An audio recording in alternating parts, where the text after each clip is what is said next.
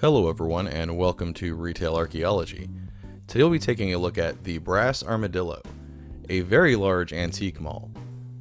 The Brass Armadillo has 6 locations. They've got one in Des Moines, Iowa, Kansas City, Missouri, Omaha, Nebraska, 2 in Phoenix, Arizona, and 1 in Denver, Colorado. Their first store opened in 1992 in Des Moines, Iowa. This is one of the Phoenix locations we're looking at here. I should also mention this footage was filmed in October of 2019, so don't fear, I am staying safe and cooped up in my house like we're all supposed to be doing. With all that out of the way, let's take a look and see what kind of cool stuff we can find in the store. The first part of the store is a bunch of these glass cases, and these work as like miniature antique store booths. People can rent a whole case or even just a few shelves and have their own little miniature booth. I like these cases because the people that sell stuff here tend to sell a lot of vintage and retro toys and collectibles, and a lot of times they'll have booths that are just themed to one thing. Like as you can see here, there's a lot of G.I. Joe stuff, and these are really old G.I. Joes. These look like some of the original releases. A lot of younger kids don't realize that they used to be much bigger. They were like Barbie sized before we had the little ones back in the 80s and 90s that we used to play with. Pretty neat to see them there in their boxes though. And there are just rows and rows of these cases. Here's another interesting one where this guy seems to be selling a lot of military memorabilia and also a lot of weird cash and coins and things like that. I saw some company script in there. Not really anything I know anything about, but it's kind of interesting to look at. It's like a little miniature museum. Here's some more military memorabilia. It looks like some swords and things. See what I mean? That's just a little miniature museum display there. Now here's some cool stuff. Here's a bunch of little Disney action figures and collectibles. I see Max from Goof Troop there. And robots. I love retro toy robots. There's a whole bunch of them there on that top shelf. The second shelf looks like it has a lot of those like tin or aluminum toys that were mass produced in Japan in the 50s and 60s. Those actually really aren't worth that much, most of them. Now this is really cool though. This is a boxed Magnavox Odyssey 2. I don't ever see these outside of like retro game conventions. It's kind of tempting to pick up, but I don't have room for an Odyssey 2. Those things are huge.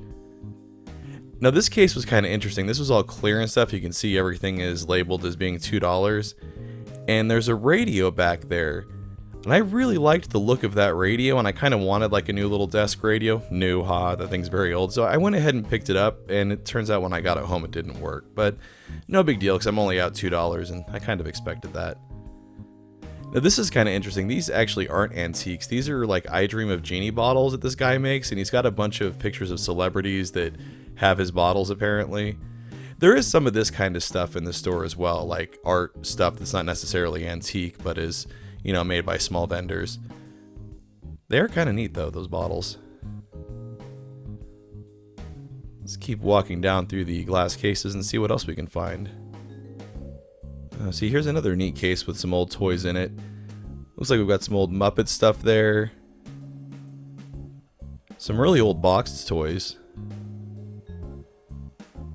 And then if we pan down here, it looks like all kinds of toy cars, Matchbox, Hot Wheels. Some of them look fairly old. And then that's weird, a whole row of Gundam toys alongside Potato Head Kids toys, which I barely remember from my childhood. Here's a case that just has some collector cards. You can see the Dick Tracy ones up there. And then they had a bunch of Garbage Pail Kids cards in like their original cartons. They sell new Garbage Pail Kids cards at Target, but it's neat to see the original ones here. Here's a bunch of Star Trek The Next Generation toys, which I feel like I see those all over the place. Down here is the Pokemon section. It's kind of weird to see Pokemon stuff in an antique store, but that's what these cases tend to have, is a lot of old toys, and a lot of this stuff came out in the early 90s, the Pokemon stuff I think, or mid 90s, so some of those toys are pretty old now. Now this is interesting. Here's a patch from the Ringling Brothers Barnum and Bailey Circus for Zusha, and if you look closer you can see it's sponsored by Sears. That was back when Sears had money to sponsor things like that. Now here's my jam. Here's some NES games, and there's some decent ones there too. Jackal's actually a really great game. And the prices weren't too bad at all. I was actually kind of surprised. Here's a random stack of DVDs and Xbox and PS2 games. And here's some Masters of the Universe toys. We've got some stuff from He-Man and She-Ra back there. I think that's She-Ra's castle. I forget what it was called, but it was the analog to He-Man's Castle Grayskull. And if we pan down here, they've got a Blaster Autobot. You know, I see Soundwave quite a bit, but I hardly ever see Blaster. That's pretty cool. And then I think those are some first generation, maybe, My Little Pony toys. And more video games. We've got a GameCube and an NES, and you know, again, the prices aren't too bad. $50 isn't too bad for an NES console with 2 controllers and the Mario Duck Hunt cartridge as long as it's working. And down here we've got some Tiger handheld LCD games, and believe it or not, those are going to be making a comeback. They're going to start manufacturing new ones again. Speaking of handheld games, though, here's some of the more analog variety. These are some of those really old little handheld pinball games, and they're not electronic at all. And I actually really loved these when I was a kid, and so it's pretty neat to see so many of these. I've got a couple in my office, some of the older sports like basketball and baseball ones. Pretty cool. And there's the Fisher-Price Airport, along with the cash register. I never had the airport as a kid, but I did have I think it was a car wash. Now there is a ton of stuff crammed in this case, so we'll pan through it slowly, but I see some Teenage Mutant Ninja Turtles toys there, some new in the box. Lots of Hot Wheels and also a lot of Popeye stuff. Got some boxed N64 games there.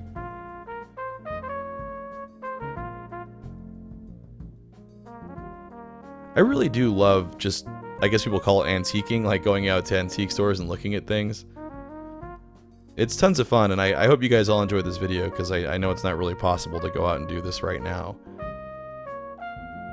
Sometimes I just like to go to an antique store versus a thrift store too, because you know you're going to find interesting stuff to look at an antique store. Interesting things like hit clips from Tiger Electronics down there. That's weird to see in an antique store. Do you guys remember hit clips? This is stuff that I like to look at too, old glassware. Those 7-Up glasses remind me of the Cool Spot game, because they actually had power-ups that look like that. And here's a great Ronald McDonald cup that looks like he's going to be doing an E-Honda style ass slam on the Fry Guy there. That's actually a little disturbing, but this cup is from 1977, which I think actually makes it an antique. And it's kind of nice to see some of the old forgotten McDonald's characters. Here's some really old landline telephones. That pink one just screams early 90s. God, I remember calling friends on phones like this. This place really is huge. We're still going through the cases section. Now some of these don't have glass in the front, which is kind of nice because you can get closer to the items in there. Here's some more collector's cards, and here's some really funny ones. Here's New Kids on the Block. A Where Are They card game. Oh, and then Robin Hood, Prince of Thieves. I actually had some of those collector's cards when I was a kid. I really liked that movie when I was a kid. I don't think I've seen it in like 20 years. Now here's some sports collector's cards.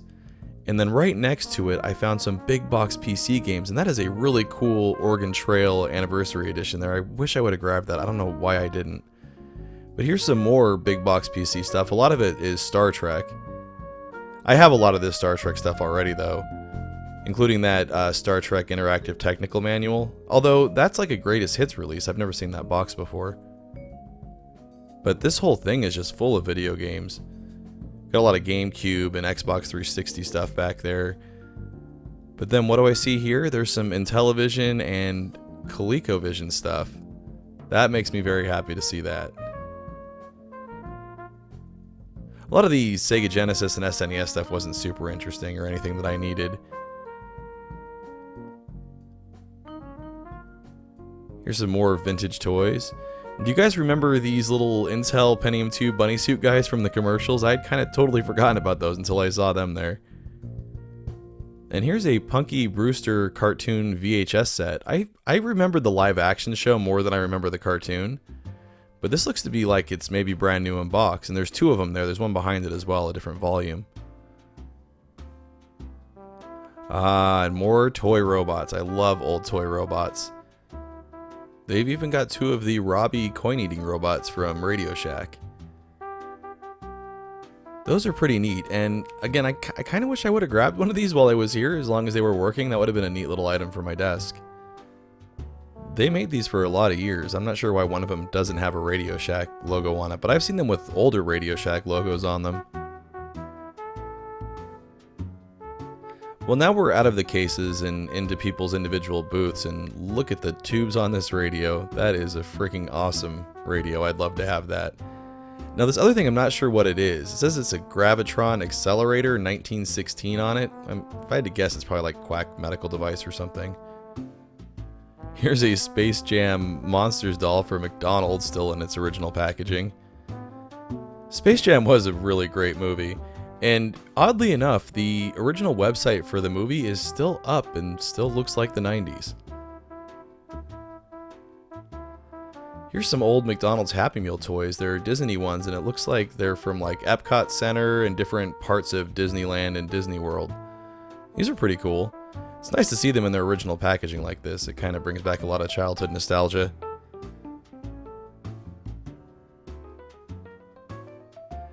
Now they have this section over here called the Parlor. We'll take a quick walk through here. And there's a records vendor right up at the front. Mark spends a lot of time, of course, going through the records. I've been to a lot of different antique malls, but this was my first time going to a Brass Armadillo. And I have to say, this has quickly become one of my favorite antique malls. They had just a lot of great stuff to look at, and it was huge, so we really did spend the entire afternoon here. So a bunch of old Barbie dolls.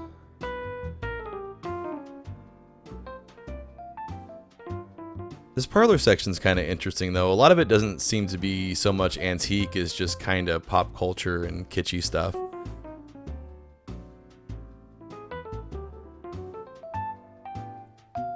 But, you know, I've been to antique stores where they're just the same size as this parlor section, so this is pretty great.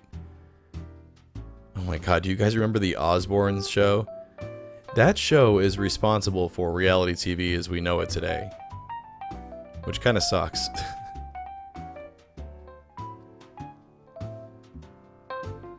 There's a lot of old, like, farmhouse and country themed furniture and stuff. This stuff really isn't my jam. This stuff is, though. I can look in a booth like this and know there's going to be at least one or two interesting things to look at. And just some quick poking around and I found it. They've got some Alf coloring books. Alf Goes to Hollywood. What else they got here? I'm always amazed when I find old coloring books like this, because how does that happen? How does somebody buy an old coloring book and then get rid of it and not use it? And who gets rid of a Blue Oyster Cult record? That's just criminal. Now here's something very old. This is an old microfiche machine, and I remember using these in old libraries to do research for papers in high school. Now this is awesome. This is an old Sanyo personal computer from 1982. And look at the size of the drive. That's a 5 1/4 inch floppy drive, and it weighed about a ton. And I've never seen a keyboard that looks like this. It says 1982, but that screams 70s to me. And here's the monitor up here. I wish I knew anything about this, because $225 doesn't seem too bad for a computer this vintage and this interesting. I don't know how common these are, but I can't imagine they're super common. But I love seeing stuff like this. And Mark loves seeing stuff like that. There's a vinyl Predator mask. I don't like those masks. That vinyl smell gives me a headache. Here's a Sears Chevron portable typewriter. And that looks like it's from the 50s or 60s based on the picture on the manual there. And this thing was in fantastic condition. It was just immaculate looking. I love seeing that old Sears logo too. It looks a lot different than typewriters that you would find at a thrift shop. I very rarely find ones this nice.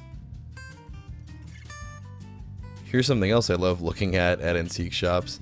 Here's a bunch of commemorative mugs and collector's glasses, things like that. I see a lot from breweries, from different sporting events. I always have a fun time picking through these because it's just kind of like looking through, you know, brief little glimpses of history.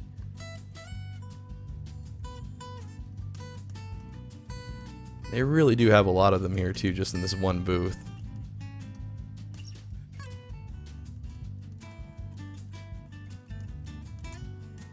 Here's a booth with old kitchenwares and gadgets and things like that, and this is another one of those things that I love looking at antique stores. It's not anything that I would want to buy, but it's kind of like stepping through a little time portal. Like this food processor, for instance, you can tell it's very old and it's in fantastic shape.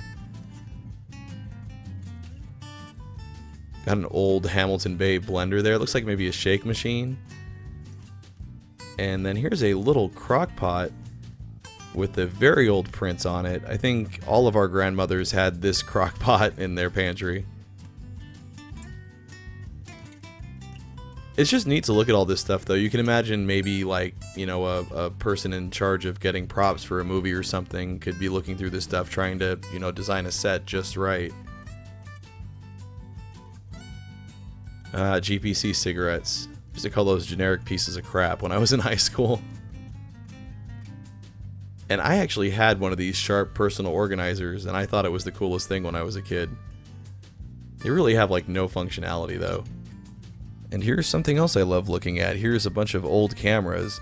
And I know nothing about old cameras, but to me, they're just really neat to look at and see how far technology has come. Something else fun we found was an old Dr. Love machine.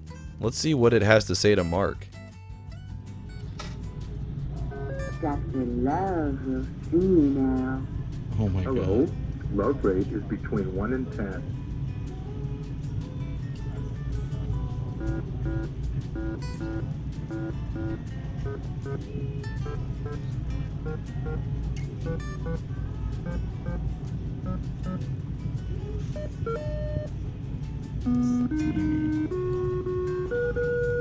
The temperature in kitchen rate. And Dr. Love says, stay away from the garlic. The attraction to others is. and Dr. Love says, You attract like bees to honey. perfect pace and come back soon.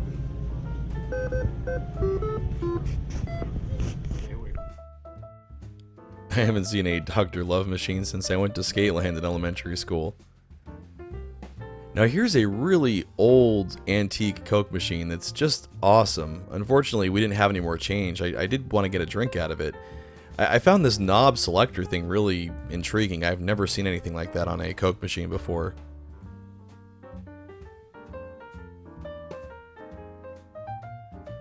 Oh, and here's some more old radios, something else that I love. There's an old Zenith radio. These always just look so cool to me, and I really want an old radio like this for my desk. It just needs to be the right one. You know, I was willing to gamble $2 on the one that didn't work, but I think I'm just going to look for the right radio. And here's a sex meter. This thing isn't nearly as sophisticated as the Dr. Love machine we just looked at, though. Here's a bunch of really interesting and pretty glassware. I have no idea if any of this is antique or not, but it looks really cool all displayed together, especially organized by color. Do you guys see any pieces that your grandparents used to own? I know I see a few here and there. Cassette tapes. I love looking through cassette tapes. And I actually did grab one from here. I grabbed a Guns N' Roses cassette tape that I didn't have. Pretty decent selection in here, though. A lot of it's crap that you see at thrift stores, though. It's getting kind of hard to find, you know, interesting cassette tapes now. Here's some CED discs that they have framed and are displaying as art. You've got Rocky II and Raiders of the Lost Ark, and I never thought to display those as like artwork before. That's actually a great idea for a useless media format. This machine caught my eye on the way out. It looks like it's either a video poker machine or a Mega Touch machine, but I really liked the wood grain and gold foil molding on it. Anyways, I hope you've all enjoyed this trip through the Brass Armadillo Antique Mall. I know it's not really possible to do things like this right now, so hopefully this kind of provides a little bit of a sense of normalcy with all the crap going on right now. As always, everyone, thanks for watching. Want to see your name here? Head on over to patreon.com/retailarchaeology to find out how you can help support the channel. Hey everyone, thanks for checking out my video on the Brass Armadillo. If you enjoyed it, make sure to hit those like and subscribe buttons, and if you've got a few minutes, why not watch one of these other videos I have here. And also make sure to follow at the social media links down there because that's the best way to keep up with what's going on with the channel.